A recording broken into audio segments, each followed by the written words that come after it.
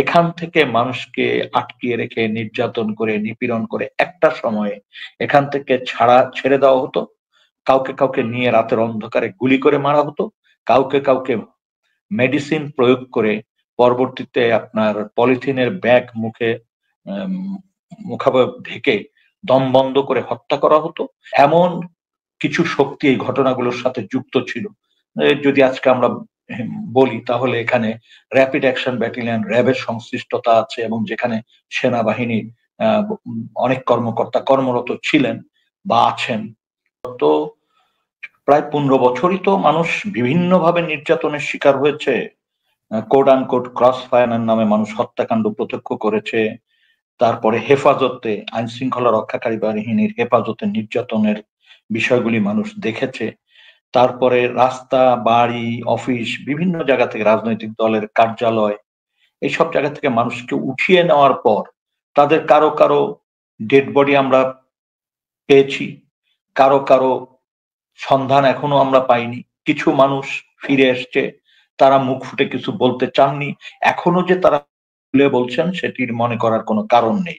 এখনো মানুষের ভিতর এক ধরনের অনাস্থা আছে, অবিশ্বাস আছে, সন্দেহ আছে যে এই মুহূর্তে আমি খোলামেলা কথা বললাম, সে যে 3 বছর, 4 বছর, 5 বছর বা তার অধিক সময় বা কম বেশি সময় যে এই যে গোপন সেলগুলোতে ছিল, গোপন বন্দিশালায় যে ছিল, সেই সময়ের যে তার অভিজ্ঞতা, সেই অভিজ্ঞতা তাকে এখন পর্যন্ত সাহস সঞ্চয় করতে দিচ্ছে না। সেই অভিজ্ঞতা বরং তাকে বারবার স্মরণ করিয়ে দিচ্ছে যে প্রেক্ষাপটের কোনো কারণে যদি পরিবর্তন হয়, স্বৈরাচার যদি কোনোভাবে তাকে ক্ষতি করে, এই ভয়টি কিন্তু তার আছে। আর এখানে মনে রাখতে হবে এমন কিছু শক্তি এই ঘটনাগুলোর সাথে যুক্ত ছিল। যদি আজকে আমরা বলি তাহলে এখানে র্যাপিড অ্যাকশন ব্যাটালিয়ন র্যাবের সংশ্লিষ্টতা আছে এবং যেখানে সেনাবাহিনীর অনেক কর্মকর্তা কর্মরত ছিলেন বা আছেন। ডিজিএফআই যেটা আসলে সেনাবাহিনীরই একটি সংস্থা। তারপরে আপনি আসেন ডিবি, সিসিটিসি অথবা ডিবি বা এনএসআই, এরা তো প্রচন্ড ক্ষমতাধর ছিল এই সংস্থাগুলো গত পতিত স্বৈরাচারের আমলে।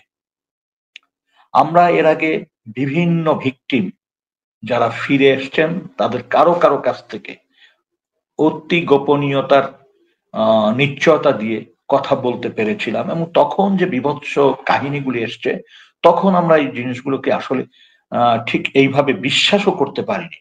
কিন্তু বাস্তবতা হচ্ছে আমরা যখন কাজ করতে যাচ্ছি তখন যে যে মানে যে অবস্থাটা আমরা প্রত্যক্ষ করছি, ধরুন 4 থেকে 4.5 ফিট লম্বা বা 5 ফিট, পাশে হচ্ছে 36 ইঞ্চি বা তার চেয়ে একটু বেশি, 2-1 ইঞ্চি বেশি, এবং তার একটা সাইডে আপনার একটা ড্রেনেজ ব্যবস্থা যেখানে পায়খানা প্রস্রাব করতে পারে আর অন্য অংশে সে ঘুমাইতে পারে। তো দেখা যাচ্ছে যে তার বিশ্রাম স্থল যদি আমরা পয় নিষ্কাশন ব্যবস্থার বাইরে চিন্তা করি তাহলে 3.5 থেকে সর্বোচ্চ 4.5 ফিট সে ব্যবহার করতে পারে।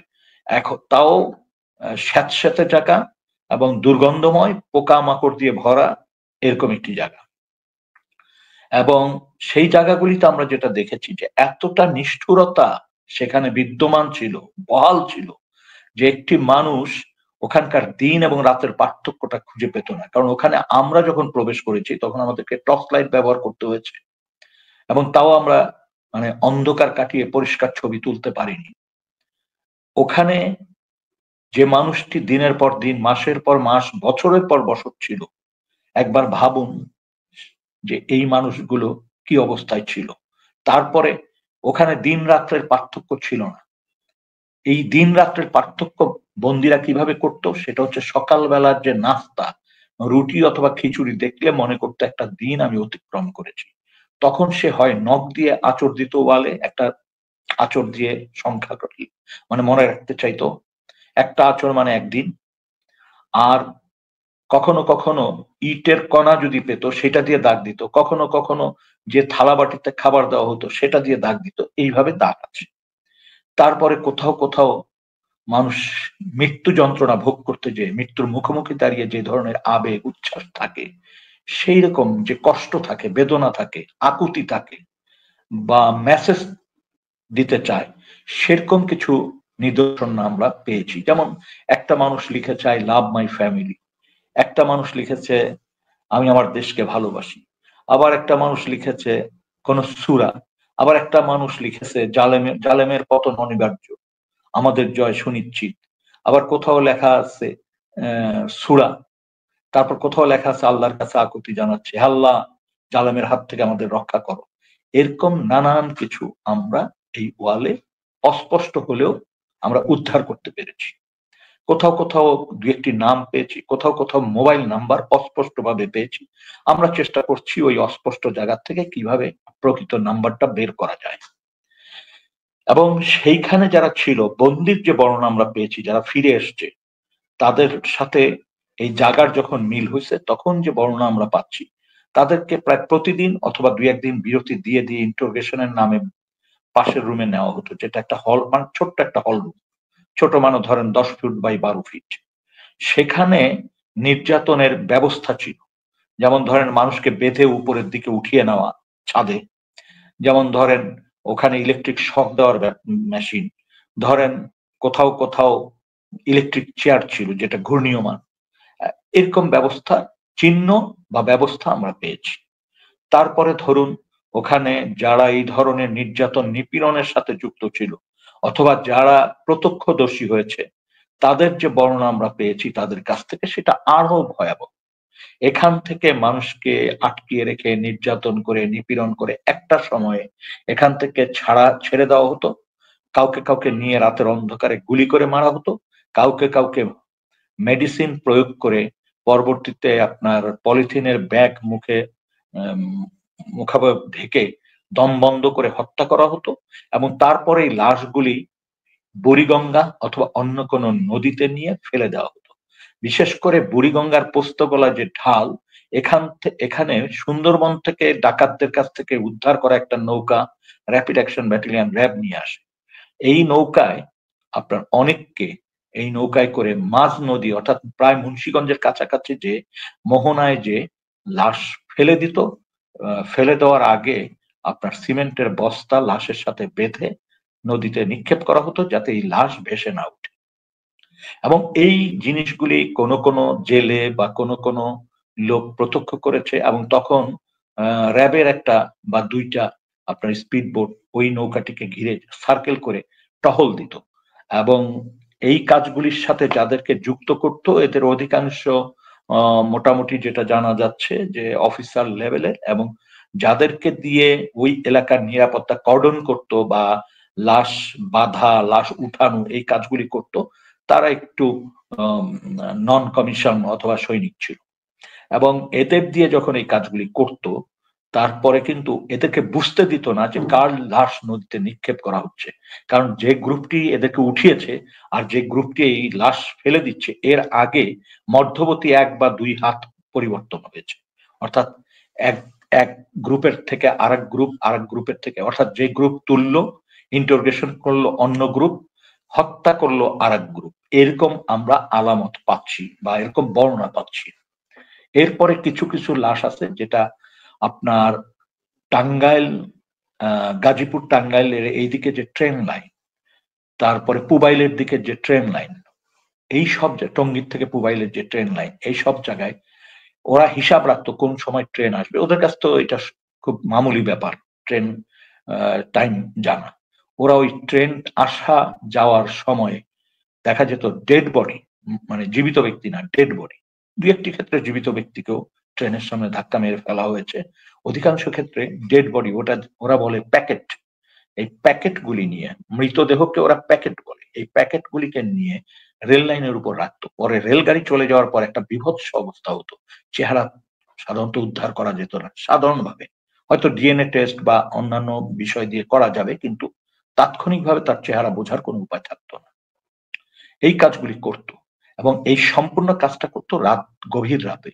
এবং কোনো কোনো ক্ষেত্রে দেখা গেছে যে জীবিত মানুষকে মাইক্রোবাসে নিয়ে যে 2 সাইডে ব্লক করে ফেলতো আপনার সেতু, অর্থাৎ এই ব্রিজের 2 প্রান্তে ব্লক করে মাঝখানে ওই মাইক্রোবাসটা নিয়ে যে ওখান থেকে জীবন্ত বন্দীকে নামাতো, যেটাকে টার্গেট বলে। ওরা জীবন্ত থাকা অবস্থায় টার্গেট মেরে ফেললে হয় প্যাকেট ওই ওদেরকে দাঁড়া করিয়ে গুলি করে হত্যা করতো, এবং এখানে অনেক অফিসারকে টার্গেট প্র্যাকটিস করতে দেওয়া হতো।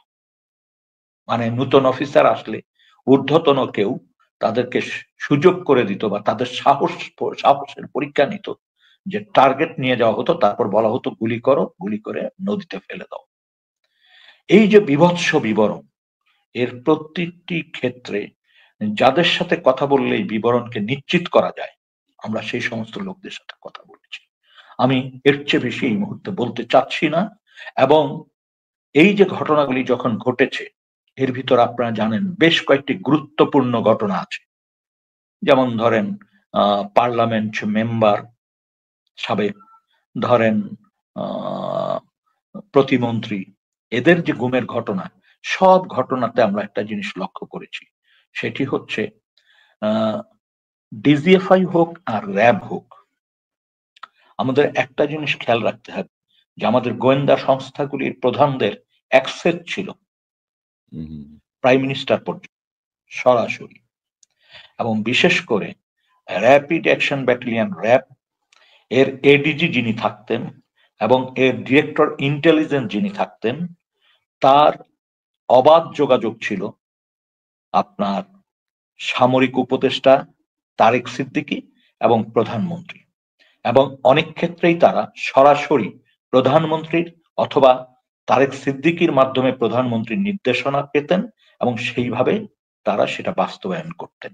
সেটা ইসলামী ব্যাংকের ক্ষেত্রে যেমন হয়েছে, প্রধান বিচারপতির ক্ষেত্রে যেমন হয়েছে, তেমনি এই গুমের এবং হত্যার ক্ষেত্রেও আমরা মোটামুটি জানতে পেরেছি। এখন প্রশ্ন হচ্ছে, শুধু কি এই হত্যাকাণ্ড সংগঠিত করে ঘটনা সমাপ্ত করত? শুধুমাত্র হত্যা করেই সমাপ্ত করত না। যেমন বিএনপির রফিক গুলিস্তান এলাকার নেতা ছিল, সংগঠক ছিল, চৌধুরী আলমের খুব ঘনিষ্ঠ কর্মী ছিল। তাকে যখন ঝিনাইদহ থেকে উঠিয়ে নিয়ে হত্যা করা হয় এবং তার ডেড বডি যখন পিঁয়াজ খেতে রেখে যায় এবং সেখানে পুলিশের হ্যান্ডকাপ পাওয়া যায়, এবং পরবর্তীতে আমরা ওইটা অনুসন্ধান করে দেখলাম যে র্যাপিড অ্যাকশন ব্যাটালিয়ন র্যাবের একটা সংশ্লিষ্টতার সম্ভাবনা আছে, এবং এইটা নিয়ে যখন মানুষ কথাবার্তা বলছিল সেই শুরুর দিকে, তখন দেখা গেছে যে র্যাপিড অ্যাকশন ব্যাটালিয়ন র্যাব এমন একটা ঘৃণার্ত বার্তা সমাজে দিয়েছে যে তার শাশুড়ি এই হত্যাকাণ্ডের সাথে জড়িত এবং এটার সাথে এক ধরনের সেক্সুয়াল অভিযোগ ইত্যাদি ইত্যাদি। অর্থাৎ মানুষের বিরুদ্ধে এমন ভাবে ঘৃণা ছড়িয়ে দেবে যাতে কোনো মানুষ আর ওই ভিকটিমের পক্ষে দাঁড়াতে না পারে। এটা জঘন্য বর্বর কিছু ঘটনা আছে, ভবিষ্যতে হয়তো এই জিনিসগুলো আমরা সামনে নিয়ে আসতে পারবো।